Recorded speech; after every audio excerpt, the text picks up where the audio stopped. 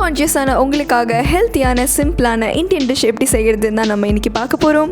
சமயம் தமிழ் நேர்களுக்கு வணக்கம். வாங்க இந்த சிம்பிளான டிஷ்ஷை செய்ய என்னெல்லாம் தேவைன்னு பார்க்கலாம். ஒரு க்ளீனான பவுல் எடுத்து அதில் தேவையான அளவு கடலை மாவு போட்டுக்கோங்க.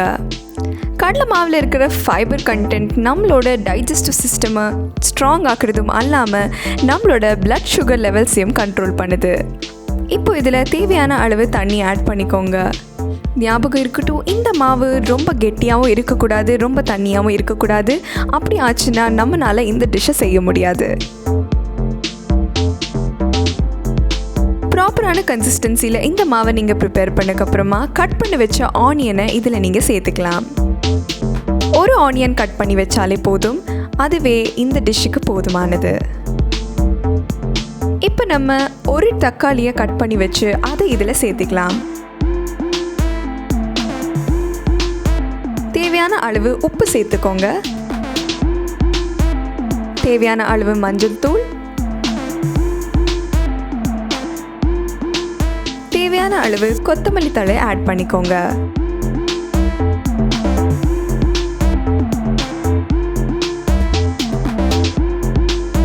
இந்த கலர்ஃபுல்லான மிக்சர் கூட இஞ்சி பூண்டு பேஸ்ட் சேர்த்துக்கோங்க.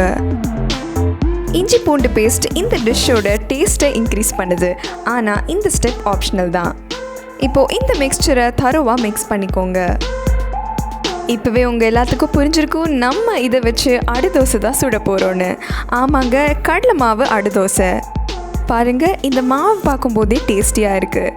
இதை நம்ம தவாவில் போட்டு அடை மாதிரி சுட்டு எடுக்கும்போது எவ்வளோ டேஸ்டியாக இருக்கும்னு யோசிச்சு பாருங்கள். இந்த டிஷ்ஷில் காய்கறி இவ்வளோ தான் சேர்க்கணுன்னு அவசியம் இல்லைங்க. உங்களுக்கு தேவைன்னா இதில் கேப்சிகம் மாதிரி வெஜிடபிள்ஸ் கூட ஆட் பண்ணிக்கலாம். இப்போ நம்ம ஒரு பேன் எடுத்து வச்சு அது ஹீட் ஆனதுக்கப்புறமா நெய் சேர்த்துக்கலாம். நெய் அப்படி இல்லைன்னா நீங்கள் இதில் நல்லெண்ணெய் கூட சேர்த்துக்கலாம். இப்போ இந்த அடை மாவை மெதுவாக பேனில் போட்டு ஸ்ப்ரெட் பண்ணுங்கள்.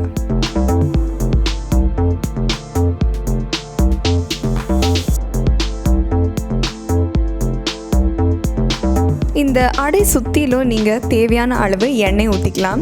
எண்ணெய் இல்லைன்னா நீங்கள் கீ கூட யூஸ் பண்ணலாம். இதோ நம்மளோட கடலை மாவு அடை ஆல்மோஸ்ட் ரெடி ஆயிடுச்சு. இதை நம்ம டேஸ்டியான புதினா சட்னி, தக்காளி சட்னி இல்லை தேங்காய் சட்னி வச்சு கூட சாப்பிட்டுக்கலாம். காலையில் எழுந்ததும் அடடா இட்லிக்கு அரிசி ஊற போடலையேன்னு கவலையே வேண்டாங்க. உங்கள் வீட்டில் கொஞ்சமாக கடலை மாவு இருந்தாலே போதும், அதை கலக்கி நீங்கள் ஈஸியாக அடை சுட்டுடலாம். இதை நீங்கள் எவ்வளோ யம்மியாக சர்வ் பண்ணுறீங்கிறதுல இருக்குது. குழந்தைங்களும் இதை கண்டிப்பாக விரும்பி சாப்பிடுவாங்க. ரொம்ப அடம் பிடிக்கிற குழந்தைங்களா இருந்தால் டொமேட்டோ கெச்சப் வச்சு கூட சாப்பிட்டுக்கலாம். இந்த டிஷ் உங்களுக்கு பிடிச்சிருந்துன்னா கண்டிப்பாக வீடியோவை லைக் பண்ணுங்கள், ஷேர் பண்ணுங்கள். உங்களோட ஒப்பீனியன்ஸை நீங்கள் காமெண்ட் பாக்ஸில் சொல்லலாம். சமயம் தமிழ் சப்ஸ்கிரைப் பண்ணாதவங்க மறக்காமல் சப்ஸ்கிரைப் பண்ணுங்கள்.